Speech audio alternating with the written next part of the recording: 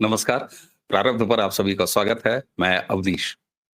महाकुंभ 2025 का अपडेट आपके सामने लाते-लाते अब हमने सुबह के इस बुलेटिन में ये प्रयास शुरू किया है कि हम सनातन से जुड़े हुए प्रमुख आयोजन, चाहे वो पर्व हों, चाहे कोई विराट आयोजन हो, उसके बारे में आपको जानकारी देंगे। आइए बात करते हैं आज होली की। हालाँकि कैलेंडर कह रहा है कि 13 मार्च को होली दहन होगा, होलिका दहन, और उसके बाद 14 मार्च को पूरे देश में होली खेली जाएगी। लेकिन होली का जब भी नाम आता है तो सनातनियों के मन में अपने आप ब्रज का क्षेत्र आ जाता है। होली ब्रज के जरिए ही पूरे देश में जानी जाती है, पूरे विश्व में जानी जाती है। हालांकि पूरे भारत में, पूरे देश में अलग अलग लोक शैलियों में, अलग अलग परंपराओं के हिसाब से होली खेली जाती है। कहीं होली एक दिन की होती है, कहीं 2 दिन की होती है, कहीं एक हफ्ते की, कहीं 10 दिन की। लेकिन क्या आप जानते हैं, ब्रज में होली ना 1 दिन की होती है, ना 2 दिन की, ना 10 दिन की, ना 15 दिन की, ना 20 दिन की। जी हाँ, ब्रज में होली 40 दिनों की होती है। और ब्रज में होली की शुरुआत हो चुकी है।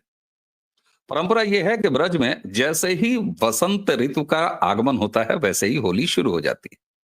लेकिन फिर भी आज की इस वीडियो में मैं आपको कुछ कैलेंडर्स बताऊंगा, और ये बताऊंगा कि मैं इस साल होली का अपडेट देने में पहले ही 2 दिन लेट हो चुका हूं।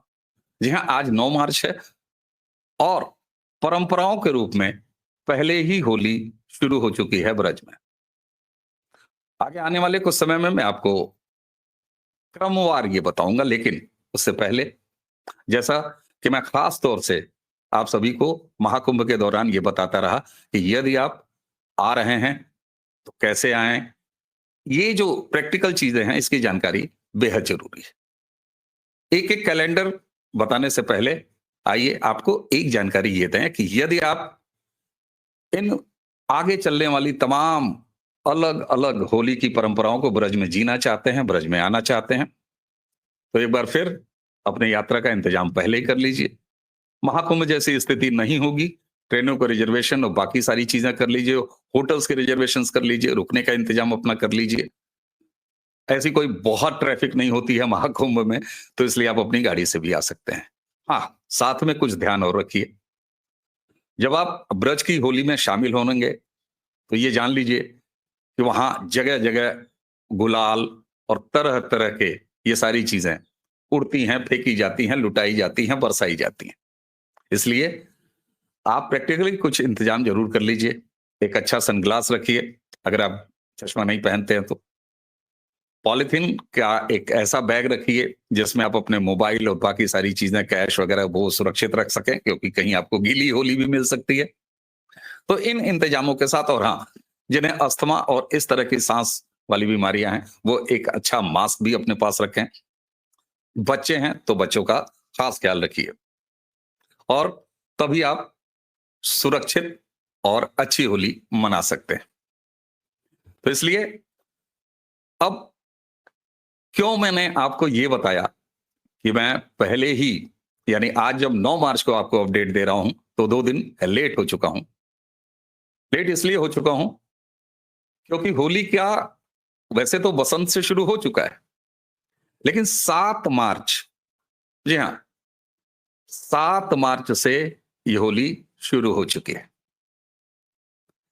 इन सारी चीजों की शुरुआत कैसे हुई, इनका समय क्या होता है, ये किन परंपराओं के तहत मनाए जाते हैं, ये सब जानना बेहद आवश्यक है।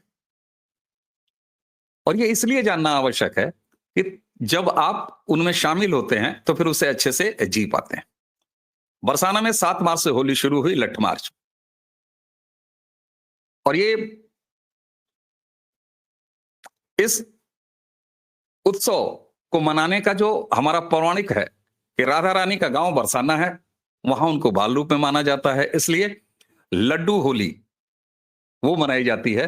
और जब बरसाना से न्योता होली का भेजा जाता था नंदगांव में, तो जैसे ही नंदगांव में न्योता स्वीकार कर लिया जाता था, तो बरसाना में वृषभानु जी के दरबार में जो प्रमुख थे बरसाना के, वहां लड्डू होली मनाई जाती थी, और वही परंपरा 7 मार्च को पहले ही निभाई गई। बीते कल यानी 8 मार्च बरसाना में लठमार होली दोपहर के बाद से शुरू होती है, जिसमें नंदगांव से हुरियारे वो बरसाने आते हैं और बरसाने की गोपियां, बरसाने की महिलाएं वो मजबूत डंडे लेके तैयार रहती हैं। न सिर्फ तैयार रहती हैं बल्कि बहुत अच्छे प्रहार करती हैं। और ये रंगीली गली से होते हुए राधा रानी के मंदिर की तरफ जाता है और पूरे दिन रंगों की होली खेलने के बाद शाम को लठमार होली का आयोजन होता है। बरसाने की आप देख पा रहे हैं, ये लठमार की गजब परंपरा है। हालांकि एक ढाल होती है और उस ढाल से ये रोकते हैं। इसके ठीक अगले दिन यानी आज 9 मार्च को 9 मार्च को ये बरसाने से जो हुरियारे हैं वो गोपी के रूप में वो नंदगांव जाते हैं और वहां लठमार होली खेली जाती है। फिर आती है वृंदावन में 10 मार्च को यानी कल फूलों की होली खेली जाएगी।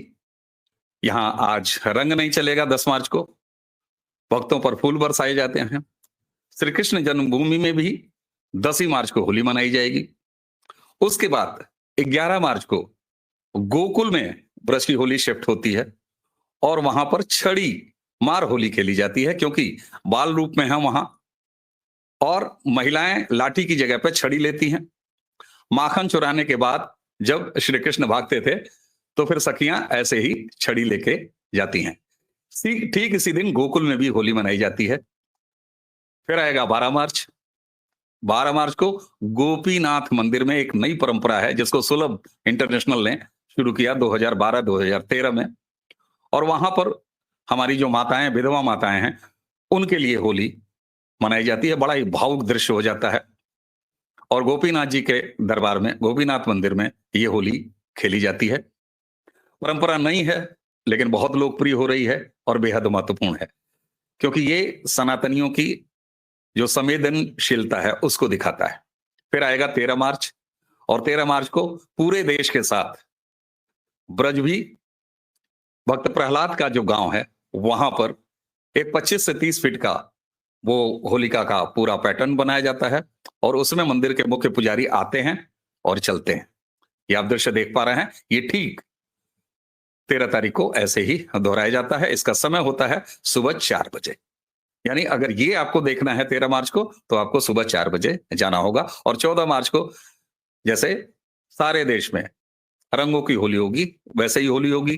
15 तारीख को दाऊ जी के यहाँ यानी बलराम जी के यहाँ होरंगा होगा और वहां पर महिलाएं जो हैं वो पुरुषों का कपड़ा पहनती हैं और उसके बाद पुरुषों पर प्रहार करती हैं, खुद लड़का ही बन के, यानी पुरुष बन के। तो ये बलदाऊ जी से जुड़ी हुई है। ये आधे दिन चलती है, लगभग 10 से 11 बजे इसकी शुरुआत हो जाती है। फिर आएगा 16 मार्च।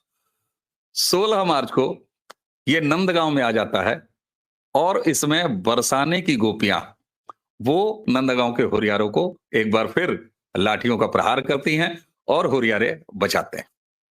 17 मार्च को एक बार फिर बलराम जी का होलिका आती है और इस होली को महिलाएं और पुरुष बलदाऊ जी के दरबार में जाते हैं और इसे गालियों का होरंगा कहा जाता है।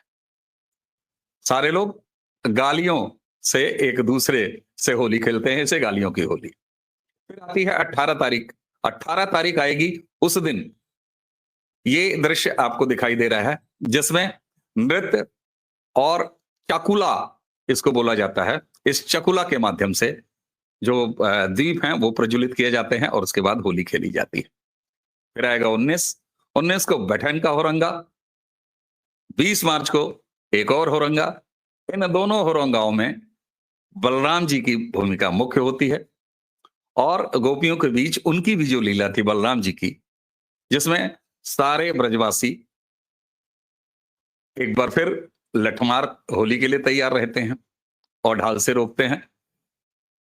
जो गालियां हैं एक बार फिर यहां पर दी जाती हैं, गालियों की परंपराएं।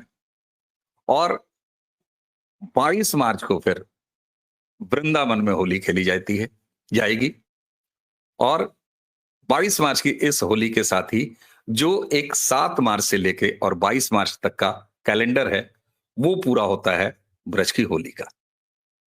ब्रज की होली में आप कहेंगे तो लाठियां भी हैं, ब्रज की होली में गालियां भी हैं, और संभवतः होली एक ऐसा पर्व है, एक ऐसा सनातन का लोक पर्व है, जो न सिर्फ जेंडर बायसनेस इसके अगेंस्ट खड़ा होता है, यानी महिलाएं सार्वजनिक तौर पर पुरुषों को लाठियां मारती हैं, बुरा कोई नहीं मानता। इसी के साथ अभिव्यक्ति की सोकॉल्ड आजादी की पैरवी करने वाले जो तमाम लोग हैं, उनके लिए भी ये सबक है, जहां पर गालियों की होली होती है, बुरा कोई नहीं मानता। यही देश है जहां पर 14 तारीख को जुम्मा है, होली कहाँ मनेगी, कैसे मनेगी, कब तक मनेगी, लेकिन सनातन की इन परंपराओं में अगर आप ब्रज क्षेत्र को देखें तो वहां होली कैसे होती है, यही है सनातन। हमें उम्मीद है कि होली से संबंधित ये जो जानकारी हमने आपको दी, ये आपके शुरुआती काम आएगा। अगर आपको ये वीडियो पसंद आया हो तो इस वीडियो को लाइक कीजिए, शेयर कीजिए, कमेंट जरूर कीजिए और बताइए कि आगे आपको अगर होली से ही जुड़े हुए कुछ अपडेट्स चाहिए तो वो किस तरह के अपडेट्स चाहिए। तो आज का ये एपिसोड अब यहीं समाप्त करते हैं। मुझे दीजिए आज्ञा। नमस्कार।